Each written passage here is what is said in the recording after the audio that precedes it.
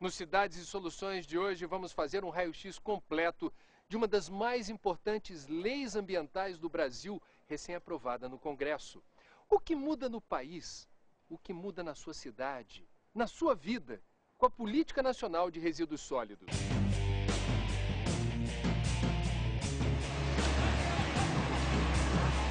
Lixão agora é crime federal.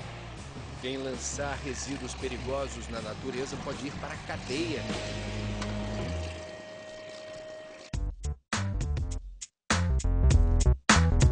Os novos caminhos da reciclagem e das cooperativas de catadores.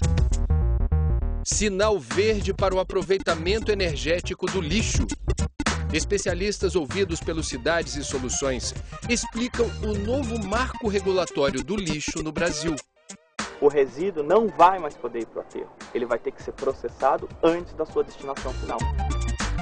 Ao definir um marco regulatório nacional, nós temos a oportunidade de ter um ambiente para investimentos mais tranquilo no longo prazo. Com certeza, isso vai ter um impacto de qualidade de vida, de saúde, de bem-estar muito grande.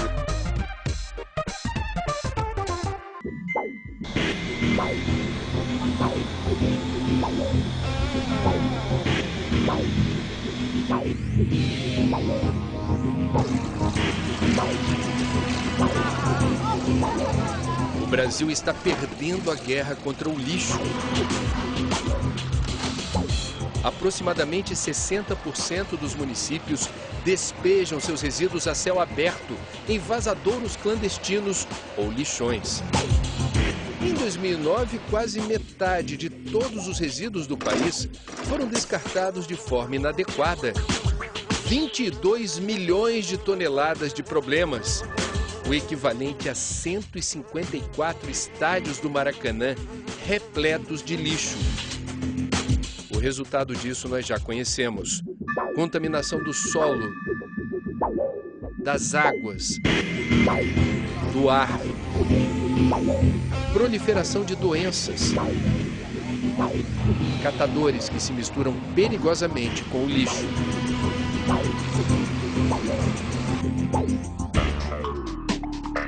Mas essa realidade está com os dias contados. Depois de 21 anos tramitando no Congresso Nacional, a Política Nacional de Resíduos Sólidos foi finalmente aprovada. Já temos um marco regulatório para o lixo. Nós temos a oportunidade de dar um salto de qualidade, trabalhando a questão da conscientização da população, da organização, da operação da coleta seletiva, definindo o papel de cada ator, né, o papel da prefeitura, o papel dos catadores, do setor empresarial. Então, com isso, a gente tem a oportunidade de atrair investimentos. Porque hoje, André, o que acontece? Nós temos leis diferentes em municípios, em estados, leis que dizem coisas diferentes. Você gera um ambiente regulatório instável e você, com isso, dificulta a atração de investimentos. Então, agora nós temos a oportunidade de, ao definir um marco regulatório nacional, nós temos a oportunidade de ter um ambiente para investimentos mais tranquilo no longo prazo.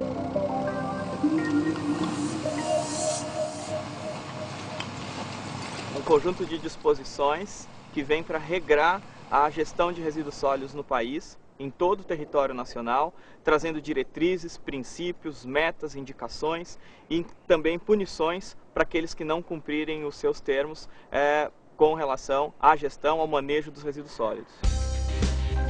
Ouvimos especialistas para entender a nova lei. Preste atenção no que muda daqui para frente quando o assunto é lixo. Os municípios que hoje despejam o lixo em vazadouros clandestinos têm um prazo para corrigir o problema e apresentar um plano de ação. A lei estabelece 4 anos para fazer isso. Os municípios, desde 2007, com a lei federal do saneamento básico, já têm uma obrigação de fazer um plano de gestão de resíduos, junto com um plano de águas e um plano de esgoto. Agora, a lei de resíduos traz essa obrigatoriedade, reforça essa obrigatoriedade e dá o prazo de 4 anos para ser feito. Municípios pobres que não têm, por exemplo, recursos para contratar uma empresa que organize o aterro sanitário, que é uma obra de engenharia. Sim. O aterro sanitário é caro. Sim. Como fica a situação dos municípios pobres? A primeira solução que eles têm à disposição é a conjunção de esforços através do estabelecimento de consórcios públicos, em que eles podem se reunir e solucionar um problema comum de uma maneira integrada. Você já viu aqui no Cidades e Soluções o exemplo de um consórcio intermunicipal de lixo no interior do Rio Grande do Sul. 11 cidades pequenas se uniram para fazer a coleta, o transporte e a destinação final do lixo para um aterro sanitário. A matéria orgânica é separada para compostagem e vira adubo de excelente qualidade. O consórcio instituiu a coleta seletiva e o dinheiro obtido com a venda dos recicláveis é dividido pelas cidades.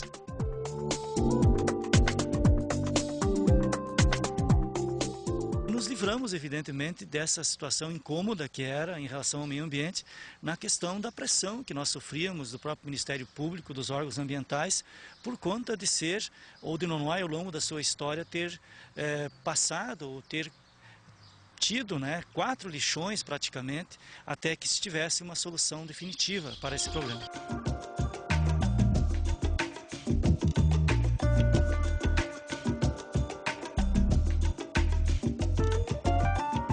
A segunda solução que se tem, e todos os municípios têm isso à sua disposição, é a cobrança pelos serviços, que no Brasil não é praticado, embora já tenha sido julgado legal pelo Supremo Tribunal Federal, seja utilizado em vários países do mundo, mas parece que os nossos administradores têm um pouco de ressalva com relação a isso. Taxa do lixo. Exatamente. Tem várias formas de ser feito, você pode fazer inclusive pela mensuração real, tal como é feito com água, com pulso telefônico, com energia elétrica, com celular. É um serviço público que tem que ser custeado por aquele que gera o resíduo, que na verdade é o cidadão.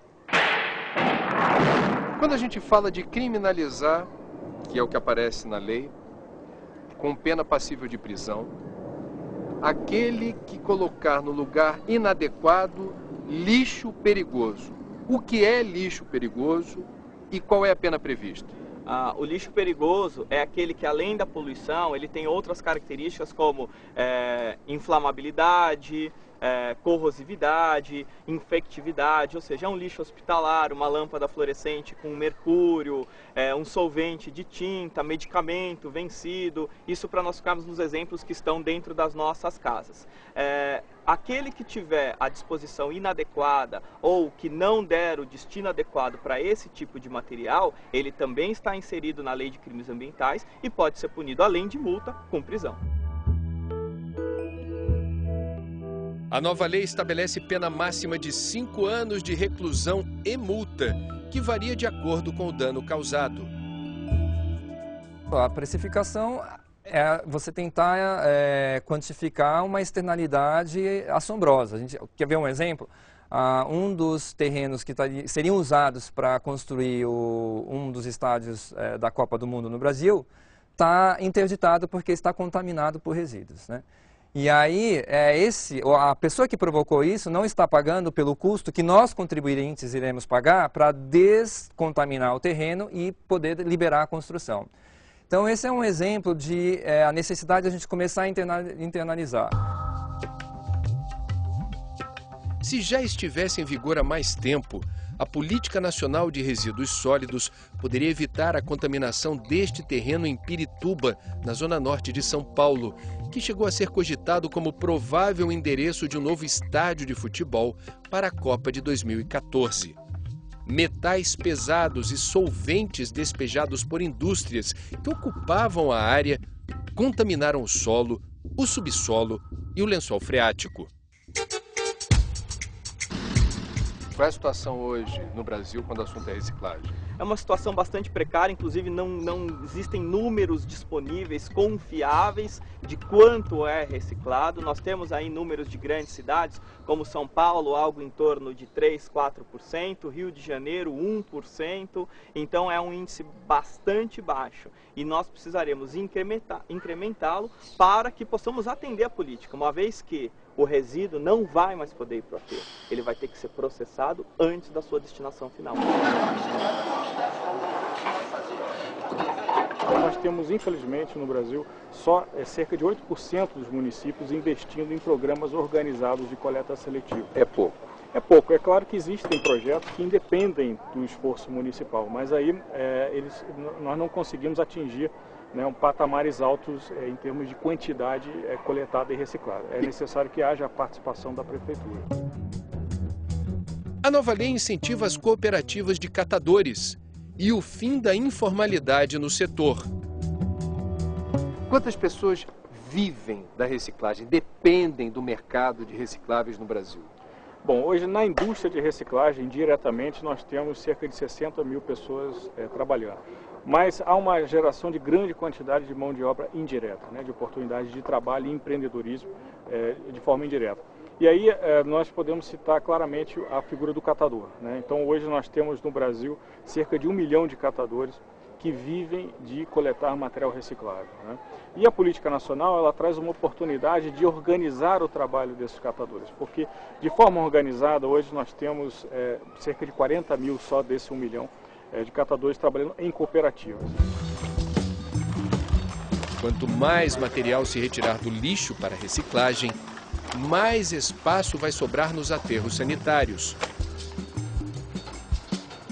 Os aterros terão mais espaço ao longo dos anos para receber os resíduos e realmente nós teremos resolvido hoje um problema que afeta as grandes cidades, que é o esgotamento de áreas para receber esse tipo de empreendimento, esse tipo de obra. Nós já temos aí as cidades sem área disponível para a construção de novos aterros, muitos dos aterros atuais estão em fim de vida útil e estão indo cada vez mais longe. Para dar um exemplo, o aterro sanitário que atende o município de São Paulo está a cerca de 30 quilômetros da cidade. O aterro que vai atender o município do Rio de Janeiro vai ficar a 80 quilômetros da cidade. Então eles estão indo cada vez mais longe. E o custo aumenta. O custo certamente aumenta, porque o transporte também encarece esse custo. E a dúvida que fica é o seguinte: esgotadas essas áreas que hoje estão, para quantos quilômetros nós vamos levar esse resíduo? Com o aumento, o incremento da coleta seletiva e da reciclagem, a ideia é você diminuir a pressão, então, sobre esses aterros, de maneira que, num primeiro momento, a gente tenha mais matéria orgânica apenas nesses aterros, e depois, no futuro, com um incremento da compostagem, que é um outro desafio grande que nós temos no Brasil, né, de reciclar a matéria orgânica, a ideia é que os aterros recebam apenas o rejeito, né? Rejeito do quê? Aquilo que não pode ser nem reciclado ou não pode ser recuperado de forma energética, né, através da incineração, ou mesmo a cinza da incineração. Vai acabar aquela história do cidadão separar o lixo em casa, levar para a rua e o caminhão do lixo misturar o que é reciclável com o que não é reciclável? Esse é um gargalo que nós temos, né, que é a parte operacional do sistema de coleta seletiva. A gente espera que isso ocorra, mas de um outro lado a gente tem também aí um trabalho de médio e longo prazo, que é a educação da população.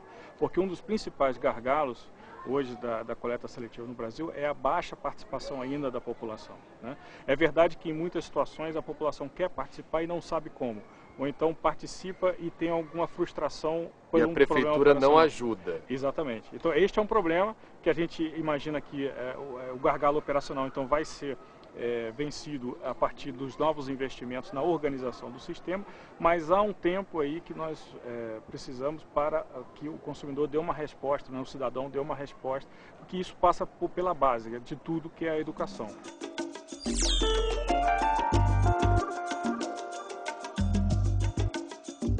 Existem no mundo mais de 700 termoelétricas que queimam lixo para produzir energia. O custo é alto, mas para cidades onde não há mais espaço para depósitos de lixo, pode ser uma solução. No Brasil só existe uma usina funcionando em caráter experimental no campus da Universidade Federal do Rio de Janeiro, na Ilha do Fundão. Nós já mostramos no Cidades e Soluções como funciona a usina verde. Na ponta da esteira, o lixo que já passou pela triagem é lançado dentro do forno. E cada etapa desse processo é acompanhado online aqui da sala de controle. Tem até uma câmera acompanhando em tempo real tudo o que acontece no lugar onde esse lixo é queimado para se transformar em energia. Quais são os horizontes que se abrem a partir disso?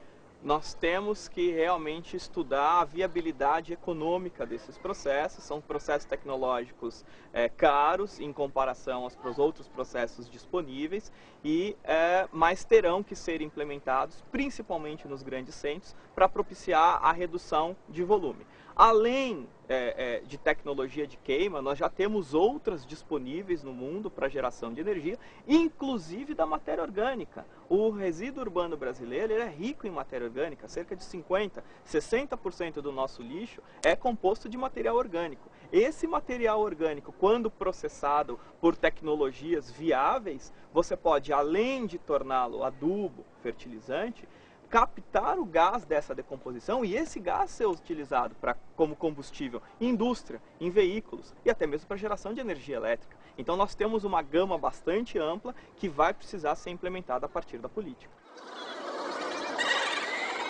Essa é uma parte que eu considerei particularmente difícil de compreender. Como é que se promove a responsabilidade compartilhada? No texto da lei é fácil. E na prática? Vamos dar um exemplo. Como seria a responsabilidade compartilhada de uma garrafa de refrigerante de plástico tipo PET? Ela começa no momento do consumo.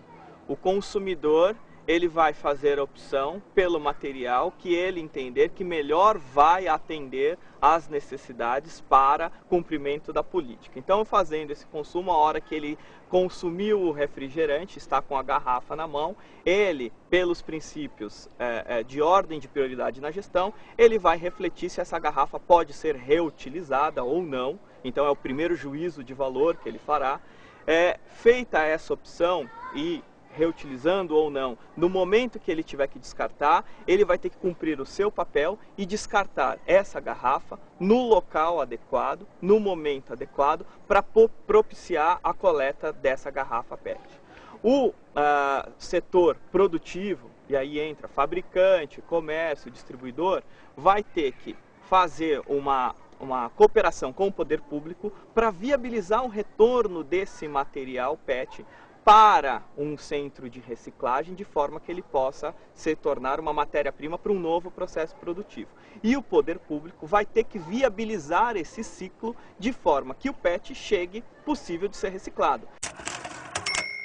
Nós teremos realmente um boom nesse setor, o setor vai crescer bastante, porque hoje nós temos uma grande parcela de resíduos que está na ilegalidade e terá que vir para a legalidade, então já criando um mercado, criando novos postos de trabalhos formais, criando novos sistemas, trazendo desenvolvimento tecnológico para o Brasil. O Brasil vai ter que incrementar a pesquisa tecnológica, novas tecnologias, porque nem sempre aquilo que funciona lá fora funciona aqui, então nós temos que ter tecnologia adaptada à nossa realidade, às características do nosso resíduo. Os nossos municípios terão que criar novas formas de envolver a população, envolver o cidadão, trazendo-os para esse sistema. De olho no comportamento dos mercados, Hugo Penteado se acostumou a ver o mundo através dos números que interessam ao setor bancário. Mas o economista também critica o modelo de desenvolvimento que exaure os recursos naturais não renováveis. Para ele, tão importante quanto uma política nacional de resíduos sólidos é reconhecer que a origem do lixo continua sendo um problema difícil de resolver. Economista pensa em lixo? Olha, infelizmente a economista tradicional não pensa, porque infelizmente a teoria econômica tradicional que rege o nosso mundo, ela tem um defeito de nascença muito grande. Os economistas dificilmente irão reconhecer isso. Diziam os mafiosos que a gente só pode reconhecer um erro quando a gente consegue atribuir a alguém. E no caso, os economistas não conseguem atribuir a alguém o fato que a economia para eles é um bicho sem boca, sem estômago, de onde vêm os recursos pouco importa, não tem intestino nem reto, para onde vão os resíduos pouco importa. O sistema econômico para os economistas está totalmente descolado do planeta e do meio ambiente, só tem sistema circulatório. As leis que se aplicam dentro da teoria econômica tradicional seriam válidas mesmo que esse sistema estivesse em Marte. Ele não tem contato nenhum com o meio ambiente da Terra. Esse é um dos problemas maiores que, infelizmente, a teoria econômica tradicional acaba acarretando um modelo que é gerador de lixo crescente. Não só lixo, poluição, resíduos, dejetos, contaminação química. Então isso não é enxergado pela teoria econômica tradicional, infelizmente.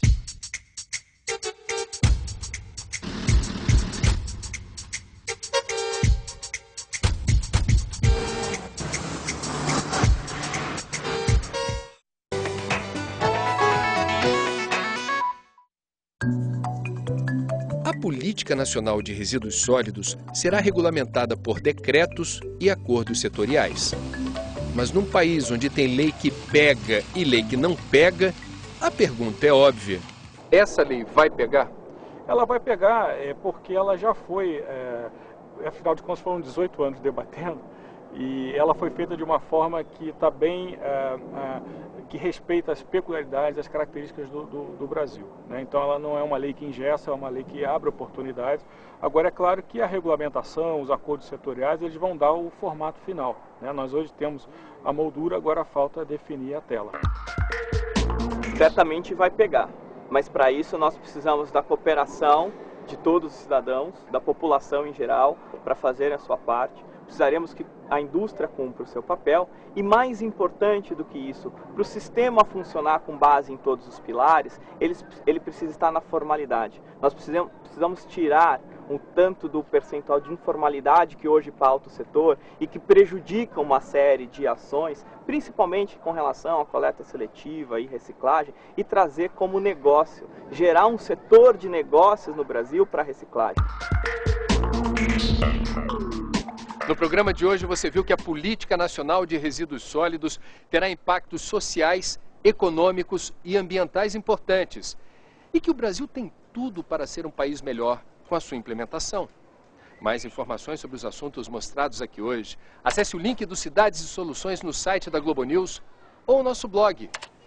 Até a próxima.